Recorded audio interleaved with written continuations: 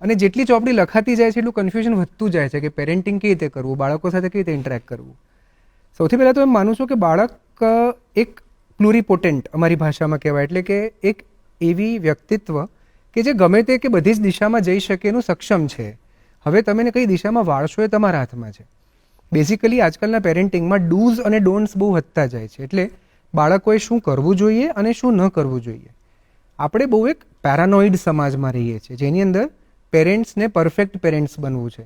જાણે કે કોઈક એવોર્ડ રાહ જોઈ રહ્યો છે એમનો કે બાળક આઈઆઈટીમાં જશે, ડૉક્ટર બનશે કે કોઈ મોટી કંપનીમાં જોબ લેશે એટલે award of the parent of the year goes to કરીને પેરેન્ટને આપશે. એટલે પેરેન્ટ્સ એક વિચિત્ર હોડમાં લાગેલા છે જેના કારણે ડૂઝ અને ડોન્ટ્સનું લિસ્ટ આપી દે છે. એક મજાની વાત કહું, તમે 5 કે 7 વર્ષના બાળકને એમ કહેશો ને કે રોડ દોડીને ક્રોસ ના કર, એને કેટલુંક સમજાશે? રોડ દોડીને ક્રોસ કર, એને ના નહીં સંભળાય.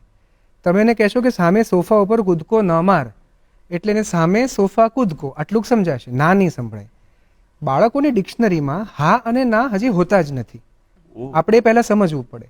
એટલે જ્યારે આપણે બાળકને ઇન્સ્ટ્રક્શન આપીએ છીએ ત્યારે એ કમાન્ડ છે કે તું આ કર અને આ ના કર, કે એક્સપ્લેનેશન છે કે સોફા ઉપર ચડીએ તો સોફા બગડી શકે છે, તું બેસીને જોઈ જો, ચડવું જ હોય તો તું સીડી ચડી જોજે. જો તમે એક્સપ્લેનેશન આપો છો તો આ બાળકો over a period of time critical thinking તરફ જાય છે. ક્રિટિકલ થિંકિંગ એટલે કોઈક વસ્તુના ઊંડાણમાં જઈ સમજી અને સોલ્વ કરવી. બાકીના બાળકો ક્રિટિસિઝમ તરફ જાય છે. એટલે જ્યારે ડોન્ટ્સ બાળકે કરી નાખ્યું તો પેરેન્ટ એને તને સમજ નથી પડતી, તું કેમ આમ કરે છે. અમારા જમાનામાં મેથી પાક મળતો હતો, આજકાલ મેથી પાક અલાઉડ નથી, પણ ક્યારેક સંતાઈને બંધ બારણે મળી જતો હોય છે. પણ આજકાલ પેરેન્ટ્સ ગુસ્સે થઈ જાય અને ગુસ્સો બાળક પર નથી હોતો. એ ગુસ્સો એમ હોય છે કે મારા આટલા સમજાવે ઉપર આ તુચ્છ વ્યક્તિ આટલું ના સમજે.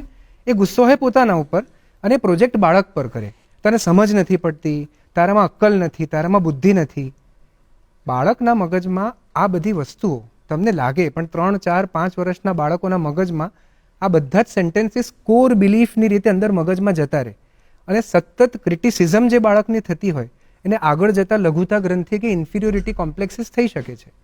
બાળક સાથે એક્સપ્લેનેશનથી વાત કરો, કમાન્ડ્સથી નહીં. કમાન્ડિંગ પેરેન્ટ અલ્ટિમેટલી બાળકને અલગ અલગ જાતની પર્સનાલિટી પ્રોબ્લેમ્સ તરફ લઈ જાય છે. એક્સપ્લેનેટરી પેરેન્ટ્સ બાળકનું ક્રિટિકલ થિંકિંગ વધારે છે. આ બાળક પોતાના માટે અને સમાજ માટે ઇઝ ઓલવેઝ ફ્રૂટફુલ. એક આ કન્સ્ટ્રક્ટિવ કરશે આગળ જતાં.